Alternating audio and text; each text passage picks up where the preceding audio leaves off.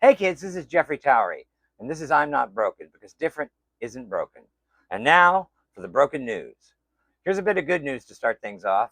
More companies are finally realizing that productivity doesn't come from squeezing every mind into the same mold. Flexible schedules, quiet work zones, sensory-friendly spaces. It's catching on.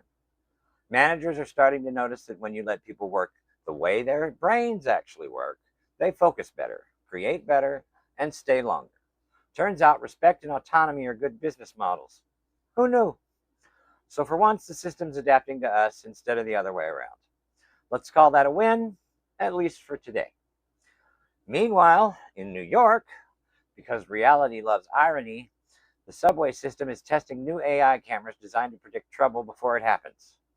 These systems analyze body language, pacing, gestures, all the subtle cues that supposedly reveal intent.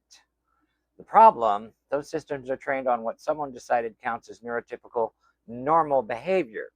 So if you're autistic, ADHD, anxious, rocking, flapping, or just thinking too hard about the mysteries of the cosmos while waiting for your train, congratulations, you might trip the system.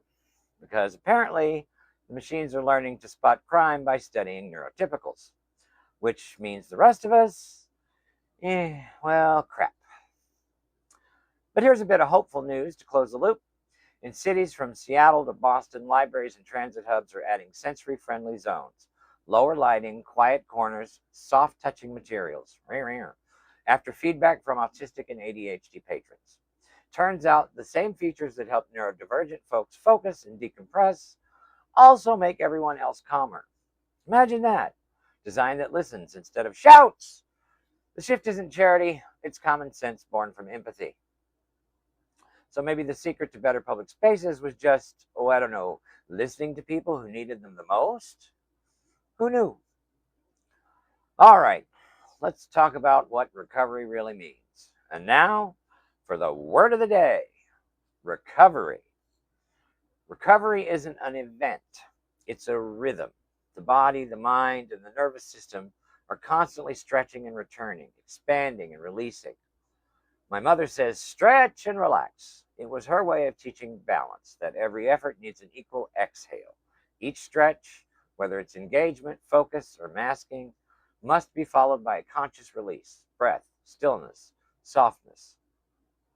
That simple wisdom became the blueprint for how I manage energy, emotion, and attention. Recovery isn't the break after the work, it's the pulse within it.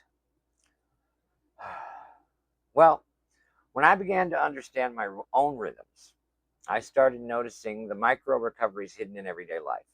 The soft gaze out a window, between emails, the unclenched hand while typing, a single slow breath before answering someone.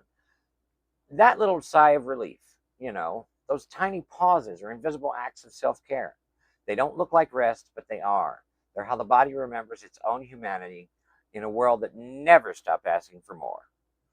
Stillness, I realized, isn't absence, it's a return, the quiet space where coherence rebuilds itself. In my book, The Autistic Survival Manual, I talk about resonance and pacing, how neurodivergent minds often live closer to that threshold between focus and exhaustion. We need these micro recoveries not because we're weak, but because our awareness runs deeper.